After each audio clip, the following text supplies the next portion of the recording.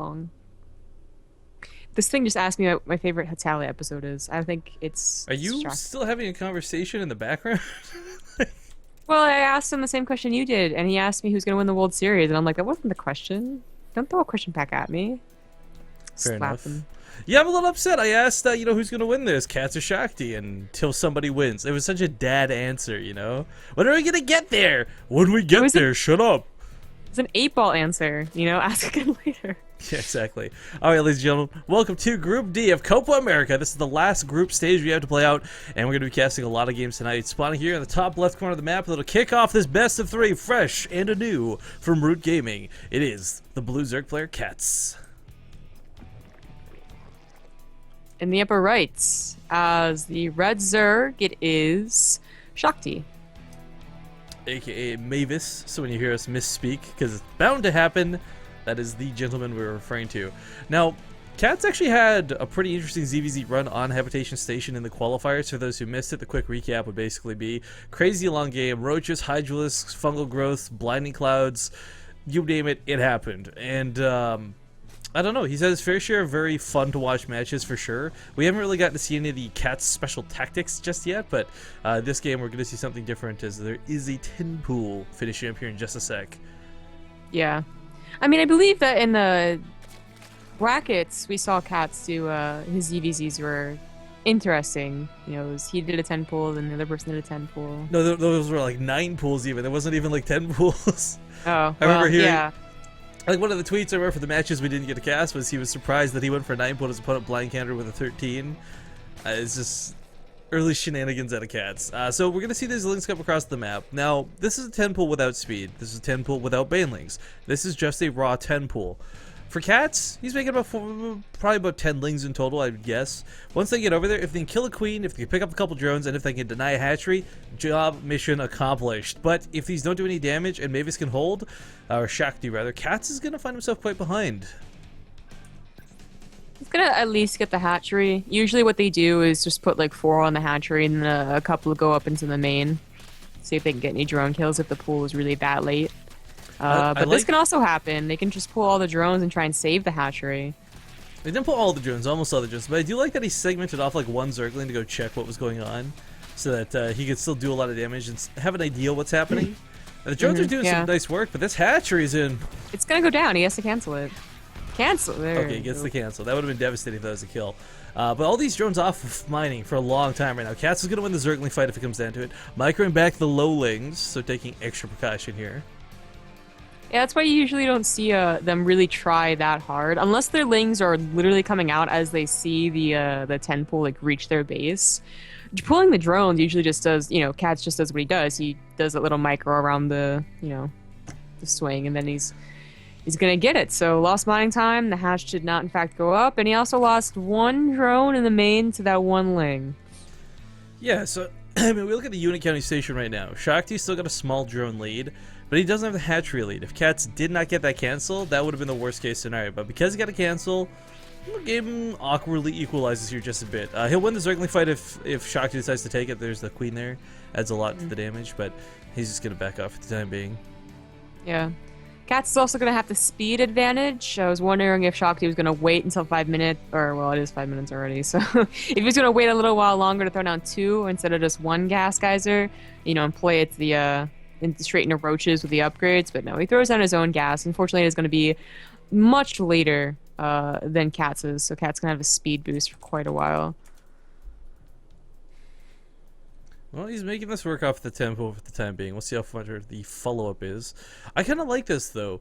I mean, it's not a dedication like a 6 pool. It's not stupid and awkward like an 8 pool. The 10 pool provides a nice little economic back to this, while giving someone like Catz, who can control his units well, the opportunity to deal a little bit of damage to his opponent. Now, for Shakti, I don't know if he's really been in this position where he's not exactly down and out by any means, guys. In fact, he's perfectly fine, but the question kind of remains, can he deal with whatever's coming next? Does he have an idea of what Catz will follow this up with? You know, do you blindly predict roaches? Do you hope it's not Mutalisks? Do you go for your own ling aggression? Yeah. Ooh, And he did. Yeah, he's going for Baneley Nest, so it's probably going to be a lot more aggression. And I think Shakti knows this, or at least suspects it, because throwing that spine crawler is always a good move. You don't really see their gas timings, and I just checked, and I don't know if that was a Ling that scouted with the hatchery or what, but he didn't actually see Katz's gas or gas timings, so he has no idea. All he knows is that it's a very high possibility that Catz has much faster speed and can do a follow-up attack to try and take advantage of, Shakti not having speed. Okay, so the spine card is kind of neat. There's only one queen out at the moment. Sniping off banelings is going to take a lot of precision and some really good control. But Shakti's got his own baneling that's finishing up in a moment. The queen's in this nice little nook where it's not getting surrounded by lings. And quite frankly, as long as he doesn't undermake units right now, he should be okay to deal with Catz. But Catz is going ham right now. 14, 18, 16 lings on the way. Shakti just used a lot of his gas on that lair, so if Catz makes, that really, really big commitment, he's only making 6, which isn't like a huge commitment. Whoa. But I'm surprised he didn't go on top of those. He could have picked off quite a few of those for free. well, he has no idea when they actually started morphing, That's true, yeah. so it's always hard to call that one. Speed does finish for both players. Oh, Catz gotta be careful. Oh, he almost lost all of his banelings for 2. Not a good trade if that was the case. What? Wow, that was nice micro from Shakti. There's the From last both? second right there. But Yeah, they both had that one baneling disengage from that 3 and 3. yeah. But that is it for Katz's aggression. He couldn't bust that. The banelings were already out. The spine crawler was there as well. Unless he really dedicated. And I'm talking like 10, 12 plus banelings. Nothing was going to happen from that. And he just pulls back and tries to get the drone lead. His lair, though, is really what's going to be so far behind. Shakti's going to finish right now. I'm a little curious if he abandoned that baneling on purpose. I think he could have saved that. I don't know. Not the big. It's one Shakti. baneling, craziest influence, but I mean the roaches. The transition is going to be awkward. Catz is going to be able to hit a little bit sooner than Shakti may be ready to deal with, but because this roach horn's late and not early, while normally you see that timing versus the spire, I don't think we're going to see it this game. Yeah, that is what Catz is missing out on right now. So he's probably going to play a lot more defensive. Just get the spore crawlers. Maybe wait until infestors or hydralisk. Or he could, technically he can rely on queens and, just good spore positioning to try and take a third anyways, but sometimes if they have the spire, they're going to have a much faster third. They just have the map control. One of these days, I want to see 2 banelings pass 2 other banelings and just agree not to kill each other. Be like, oh, hello to you, see you later. Let's go kill other things besides each other. Right? I mean, what's the point of mutually assured destruction? That's a good question. That's they're nukes. That's what they are.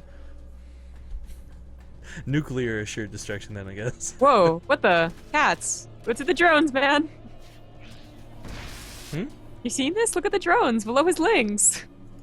Oh, whoa! I was looking at his mineral lines. I was like, "What are you talking about? Like, did he pull them all by mistake?" Those are 4 drones. Okay, small mistake out of Catz with a very awkward miss rally. That's gonna cost him a little bit. Yeah, he's down. He was at 47 to 49. I don't know, 43. It's probably not going to be a big deal, but it would have been helpful. It's still free units for free. That's the most painful thing to deal with. But the roaches have been spotted by that one baneling as it died. The mutalisks are already out, and some are coming out to join them. So, the thing is, typically you don't stay mutalisks unless your opponent also goes mutalisks. Opening up with anywhere between 8 to 12 is fine. But if Shakti over-dedicates on top of this, the reason this becomes so dangerous, guys, is because mutalisks, while incredibly good, are also kind of fragile. It takes one good fungal to lock them down, a couple spore crawlers to shut them out. I like that Catz isn't going for infestors first. I've been seeing that as a reaction to I actually don't mutas. Like I hate infestor first. At least now. Mutas regenerate so fast. It's so hard to actually get the fungal off. Now that's not instant. Yeah, hydras are a much better opportunity. Opportunity. He does go ahead and cancel that spore that's there, and without that spore, this third is not long for this world. Maybe he pulls back. Why is he? Because of the attack. Catz on the move on the other side of the map. Roaches are here, and he needs to defend. His banelings and zerglings sadly won't cut it, not alone. But Catz actually doesn't have that many banelings here. These lings could get us around if he didn't run into that one baneling. Yeah, that was a nice hit towards the end, but it really wasn't a whole lot from Catz, but it was just enough, obviously, to pull the mutas back. And that's exactly what you need when you go for roaches and you don't have your spore defense up. You need something to bring them back over, and that just saved Katz's third. Yeah, he's not actually making a spore crawler there, but he's getting 12 hydralisk, which that's fine too. The Hydras will be okay for now. Let's not forget that they are susceptible to the Banelings, and if he's got enough Mutalisks, and he is dedicating into more Mutalisks, he's continuing with making 4 more behind this +1 weapon upgrades. So, this will give him like out of base map control, but as you stated before, it's only gonna take a couple good Spore Crawlers to shut us down. Although, actually, we don't see a couple good Spore Crawlers anywhere really. Mutalisks on top of the Hydralisks. These are eating way more damage than they should, and the Mutalisks are actually starting to win out a little bit. Yeah, 12 Hydralisks, they beat the Mutas straight up, but, you know, paired with Lings, not so much. You probably can't take on this, as the Queens of the Transfuses are going to be just a little too much, and of course the Reinforcers are coming out, so I'm not... does he see a kill move here? I guess so, because he's really dedicating everything that he has to it. That's a pretty big dedication. 6 Hydralisks are about to pop. Lings with a surround will always beat out most of what anything is, no matter what, as long as it's in low enough numbers, but, I mean, this is kind of crazy. Catz doesn't have a lot going for him. His army supply is just dipping right now. Yeah. Will these 5 Hydras popping be enough? It doesn't look like it. I think Shakti has effectively taken this game. He just...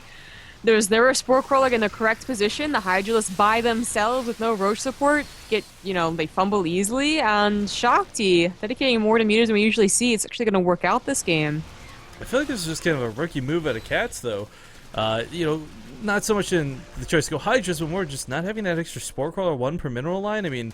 This was already kind of cutting it as is. I understand not wanting to put like 5 per mineral line, that makes sense, but you know, we didn't have one to cover the attack, we didn't have one to cover the Hydra Den or the Roach Warren or even the Infestation Pit. Yeah, yeah. If your Roach Warren is late and that attack that pulls the Mutas back or keeps them at home is late, like, getting a third is so hard. Catz dead, GG. Alright, game number 1. Gonna go to Shakti. Congratulations to him. Well, that's a good start for our unknown Zerg player. Taking a game off Catz here right off the bat. I don't know, I'm just kind of sitting here flabbergasted, like, you know, I could see Catz losing a game, but not like that. It fumbled easily. It was just, I think it was a scenario of, like, not being in a perfect position that we usually see against Mutalisk, so he was... a little caught off guard and a little overstretched by taking that third without a Spore Crawler. Well, fingers are crossed they can make it up here in game number 2. Our lovely hostess is hosting the lobby right now. Catz versus Shakti. Game 2 is going to be happening on Overgrowth, by the looks of it. Things set up. For, of course, the lovely introduction.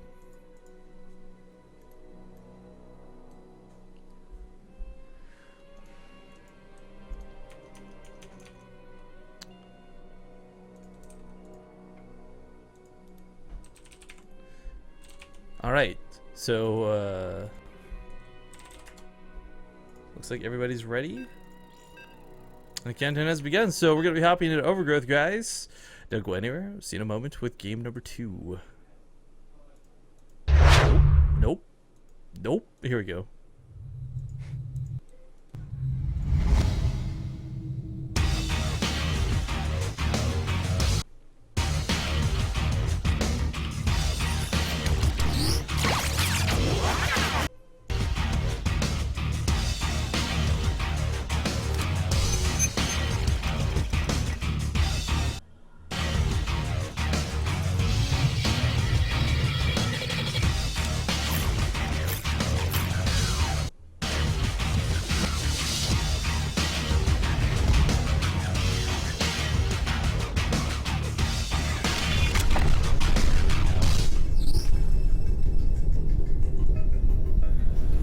Number 1 map intro player right here, ladies and gentlemen.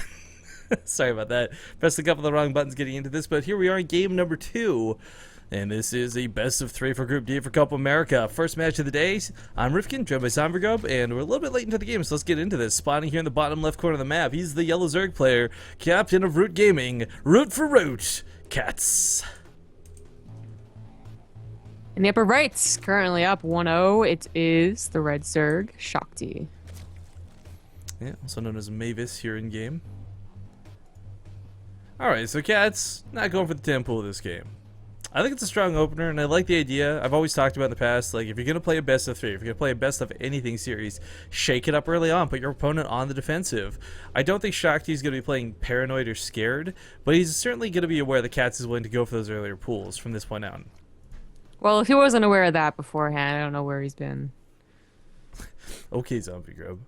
I'm just saying it's Catz, all right? Fair But point. Fair point. you're right in that he's not paranoid. He goes for a 15 pool on a two-player map, or a 15 hatch rather on a two-player map. Not scared whatsoever.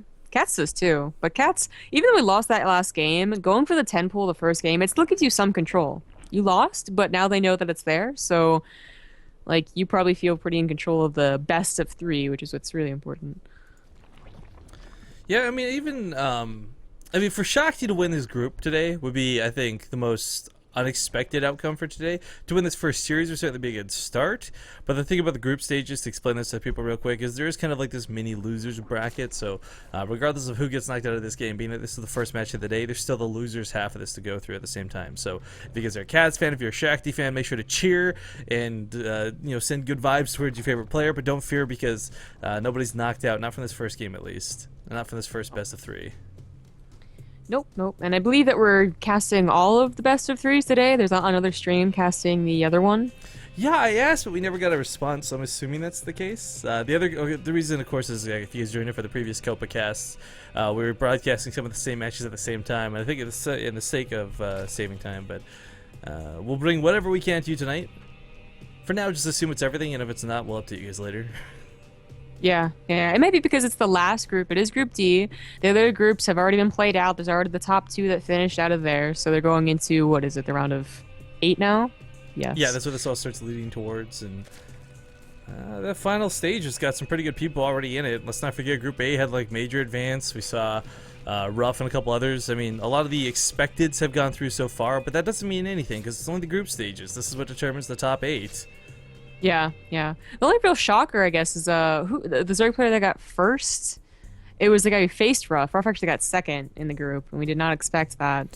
But it was because the player was able to really analyze Ruff's playstyle and seemed to really have his number. And that's what's great about these group stages, the GSL format, WCS format, whatever they're calling it now. But I just call it group stages. It's easier like that, I think. Group stages used to mean so many other things, though. Now everything's been pretty much streamlined thanks to WCS. I mean, group stages are so many different things. Well, we do have bailiness coming out of both these guys, so the thing that's always a bit weird is trying to calculate whether this could be for defensive or offensive actions. I mean, I think it's very smart to go for a blind bailing nest even if you didn't know what Catz was doing, because quite frankly it's Catz. You always gotta be ready for the anticipation of possible Zergling aggression, but at the same time, just because you have a bailing nest and then maybe 2 or 3 bailings at home, it doesn't mean you have to go aggressive. Both these guys could just simply go to roaches or towards lair attack. They don't have to dedicate, but Catz looks like he might be wanting to. He's got that +1 armor carapace on the way. This has been increasingly just leading into roaches, though. You know, there is a build where you get +1 carapace, and it times out nicely with a baneling attack. And of course, with the carapace, it takes 2 banelings as opposed to just 1 to kill Ling. So you're in the favor of the baneling Ling wars. But you're right. He gets a third, but he also gets 20 Lings. He's looking to apply a little bit of pressure while also expanding. Well, that's the thing. I kind of feel like for now, this third's almost like a fake out. He wanted his opponent to see it. He wants him to think he's going for that third base, nice, safe, and sound, which would then in turn do what it did, provoke Shakti to make his own third, thus giving Catz the target to hit if he can't take the army on. I mean, he could join this up later and recover from it, of course, but with the Carapace upgrade, like it's gonna have to be Lings and Lings and more Lings. I just don't see him finding room to drone behind this. Yeah, here we go, 14 more on the way. Shakti and Katz's thirds are actually like really super similar. I'm not sure if it was reaction, but it is going to be in favor of Catz anyways, as he was the one that made slightly more Lings. Oh wow, that is so dangerous. What is he doing? But it's going to not quite work out. Okay. I think it's a small hit, nothing too crazy, but the Ling count out of control right now for Catz, 30 versus barely 10. There's no banelings to equalize this. This third base probably going to go down. Yeah. +1 carapace not needed. But Suna actually will help out. I mean, he has 16 more Lings. He's not joining up whatsoever. He has his own third, but he's just like, well, maybe I can do something here. Now he can start droning, and I like that. The second he gets the cancel, he throws in 4 drones right behind this. Still going a little bit aggressive here. There's some more banelings about to spawn, but These banelings, please. I'm surprised Catz is going at this without his own, though. I mean, this is so Ling heavy out of him. Yeah, he has a bailing nest. I just checked. I was like, well, maybe he doesn't have one. No, he just... maybe getting too caught up in the moment, figures that if he waits for his own banelings, he lost some timing there. And I mean, honestly, he did, because Shakti was morphing his banelings, but Catz still got some drone kills and a lot of ling kills. As he waited for his own banelings, it would not have happened. Here he morphs in one, which is kind of odd. There we go, a couple more. Once denied his third again. If he can shut this down a second time, that's going to be huge. Oh, First cancel? wow. Wow, okay. That's a kill, not a cancel. Yeah, that's great for Catz. Catz was droning up behind us. We have a 7-drone lead. However, has he scouted that Shakti is going for a Spire? I mean, he saw 2 gases on the low ground, but he has no idea how many gases are in the main. And there's no Spore Claws on the way, so this is something that he's not really thinking of. He just brute forces through that with some +1 carapace really kicking kicking in. in. These banelings. Oh, these bane. Okay, the drone's trying to split. Greatest. Yeah, actually, I like the splits out of this. Not too bad. Yeah, not too bad. Still, he loses 6 drones right there, I think, bringing Catz up to a 13 worker lead. All right. I mean, okay, that's all right for now. But Catz is in a situation where he just lost the game to this. There's a lot of queens out. Actually, whoa, there is a freaking ton of queens out. Way more than 3. Maybe he was. Maybe he was expecting this and just figured he didn't need spores. I mean, I like queens, this right here. Look at this. This spore car coming down right now is so important. This is what he didn't have last game. He did have that one, though. It was in the wrong position. It was literally in between his natural and his third, but the mutas attacked the Hydras on the ramp. Yeah. Alright, well, the Lings run past this. Their speed's going to give him a little bit of leeway to get to the base. This draws the Mutalisk back once again, giving Catz more time to continue to pump crazy queens up behind this. The Lings need to the mineral line to get choked off at that ramp. If they get a queen kill, that'll be nice. But the key thing here, guys, is Catz. He's got a third base up and running with a couple Spore Crawlers to hold off the Mutalisk, but he can't over-dedicate too many Lings across the map. He's going to need some to hold off that of Shakti's. That's a lot of Lings coming down. He has so many queens. He has so many queens. He does, I wouldn't be surprised. When he makes a couple more banelings, defensive banelings, or he just holds off his attack in general, he should be pushing out with not only his roaches, but also his queens. I also don't think Shakti knows about the queen count. Catz has been keeping them like, 3 queens divided. on the front is just so... Right, but I mean, 3 queens isn't even like the true reveal, right? There's like 12 in play. Well, there's 4 right there. I mean, that's a really odd number to see. And you have to assume that there's still 1 queen at every other base. Well, now he knows for sure. He sees all the queens. Transfuses, though, man. Yeah, these mutas ain't doing nothing. Catz click with that T click. Well, he probably rebinds it because he's a pro player, but still holds with those transfuses quite nicely. We got the Infestation Pit and a Hydro Sten coming up behind this. I actually like the dual tech at this point. He's devoted so much of his mineral count into his anti-air defense, he didn't have to worry about spending a ton of gas on Hydrolist just yet.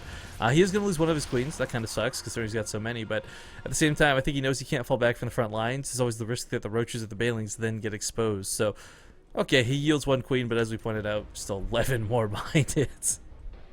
I'm really surprised he's using these just for defensive purposes. I mean, we've seen builds and attacks that have queens running across, well, running, quote, pushing across the map with roaches, and that's the only anti-air. Usually accompanied by a Nidus Worm, but sometimes we see if they're, if they can spread out their overlords and creep spread well enough, it's okay. But he's going to be waiting for those infestors in the Hydrolist. Oh my god, that queen's not going to die as long as Catz has energy here. These mutas are trying to focus it down, but the queens are starting to shell them apart. Yeah, there's a couple Gladeborn bounces going off. This queen, ironically, behind the one being targeted, might go down first, but some Lings get on top of this, and the roaches will try and protect those. Finally, some of these queens are starting to bleed out. He's about out of energy, but boy, did he pick off way more Mutalisk than he should have been able to. Yeah. But again, Shakti is investing in a Mutalisk. Usually we see a transition out of them by now into roaches.